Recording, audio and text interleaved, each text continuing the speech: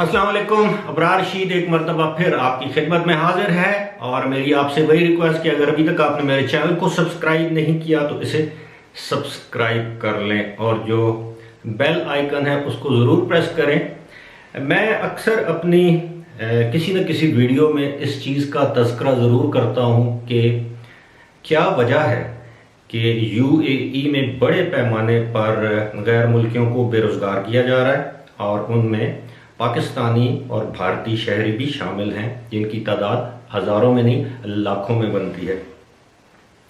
मैं तो बात करूंगा पाकिस्तान और यूएई के ताल्लुकात के हवाले से। आप सब जानते हैं कि पाकिस्तान और यूएई के ताल्लुकात मिसाली नहीं है और इन ताल्लुकात में जो कशीदगी कह लें, इन ताल्लुकात में सर्द महरी कह लें, वो उस वक्त पैदा होना शुरू हुई जब मियाँ नवाज शरीफ इक़्तिदार में थे। और न सिर्फ यूएई बल्कि सऊदी अरब के साथ भी हमारे ताल्लुकात कशीदा होने शुरू हो गए। अब मैं आपको सिर्फ ये बताने की कोशिश करूंगा कि इसकी वजह क्या थी। आप सबको याद होगा कि उस वक्त यूएई के वज़ीर ख़ारजा ने पाकिस्तान को धमकी भी दी थी कि हम आपके सारे शहरियों को वतन वापस भेज देंगे। खैर ये तो धमकी थी। अब सबको ये भी बताना चाहूँगा कि दो मुल्कों के दरमियान मुआहदे जब होते हैं तो उस बिना पर ये जो लेबर है, ये जो वर्क फोर्स जिसे हम कहते हैं, ये वर्कर्स हैं, ये दूसरे मुल्क जाते हैं। ये दो रियासतों के दरमियान मुआहदे होते हैं, दो हुकूमतों के दरमियान नहीं होते। यानी पाकिस्तान और यूएई के मुआहदे हैं, लेकिन दोनों ममालिक अपनी मर्जी से या कोई एक मुल्क एक तरफा तौर पर ये मुआहदे तोड़ भी सकता है, ख़त्म भी कर सकता है और इसकी बहुत सारी मिसालें हमारे सामने हैं। मैं सिर्फ आपको ये बताने की कोशिश करूंगा ऐसा हुआ क्यों। एक तो यमन की सूरत हाल थी। सऊदी अरब और यूएई चाहते थे कि पाकिस्तानी फौजी जाकर इनकी जंग यमन में लड़ें, जिस तरह इससे पहले पाकिस्तान की फ़ौज को इस्तेमाल किया जाता रहा अमेरिका की तरफ से अफगानिस्तान में या किसी और मुल्क में। इस मरतबा पाकिस्तान की पार्लियामेंट ने यह फैसला किया कि अब हमारी फ़ौज किराए की फ़ौज बनकर दुनिया के किसी मुल्क के लिए नहीं लड़ेगी। उनकी अपनी फ़ौजें हैं, लड़ें, अपने मुल्क का दिफा करें। हमारी मदद की ज़रूरत है, हम कर सकते हैं, लेकिन हमारी अफवाज वहाँ पर जाकर नहीं लड़ेंगी। क्योंकि यमन भी एक इस्लामी मुल्क है और एक ज़िम्मेदार इस्लामी मुल्क होने की हैसियत से पाकिस्तान का ये फ़र्ज़ भी नहीं, हक़ भी नहीं बनता था कि हम एक दूसरे इस्लामी मुल्क पर जाकर चढ़ाई कर दें। और इन रियासतों के कहने पर उसके बाद क्या हुआ कि नवाज शरीफ की हुकूमत ने सी पैक के मुआहदे साइन करना शुरू कर दिए। पाकिस्तान में सी पैक के प्रोजेक्ट्स पर काम होना शुरू हो गया। फिर जब नवाज शरीफ की हुकूमत गई तो आपने देखा कि सी पैक के जितने मंसूबे हैं उन पर काम जो था वो सुस्त रवि का शिकार हो गया। उस काम में दिन ब दिन सुस्ती नजर आने लगी, बल्कि यहां तक कि बाद मंसूबों पर तो काम बंद हो गया।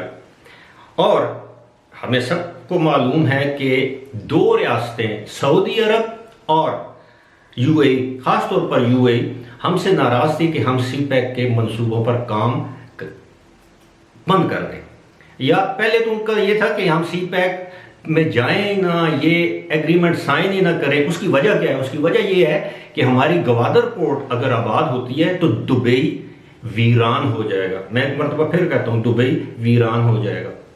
क्यों?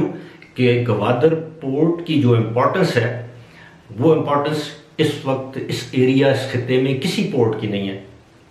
अब सुनने में आ रहा है कि चीन ईरान के साथ मिलकर चाबहार की जो पोर्ट है, बंदरगाह है, उसको डेवलप कर रहा है। तो आपने देखा जब गवादर पोर्ट को डेवलप करने की बात हुई तो दुनिया भर से इन्वेस्टर उस तरफ मुतवज्जो हुए।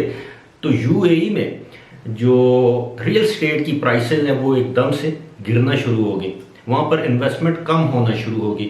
उसके बाद आपने ये भी देखा कि बलूचिस्तान और गवादर में बड़े पैमाने पर दहशतगर्दी की कार्रवाइयाँ की गई, जिसके बाद सरमायाकारों ने सरमायाकारी में दिलचस्पी लेना ख़त्म कर दी।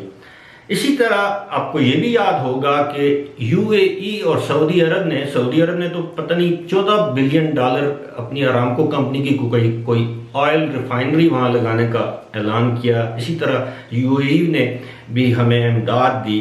लेकिन उनके दिल से वो जो बुग़्ज़ है यूएई और सऊदी अरब के हुक्मरानों का वो नहीं गया। और बहुत से लोग ये कहते हैं मियाँ नवाज शरीफ की हुकूमत को हटाने में यूएई और सऊदी अरब की हुकूमतों या उनके हुक्मरानों का एक बहुत बड़ा हाथ है।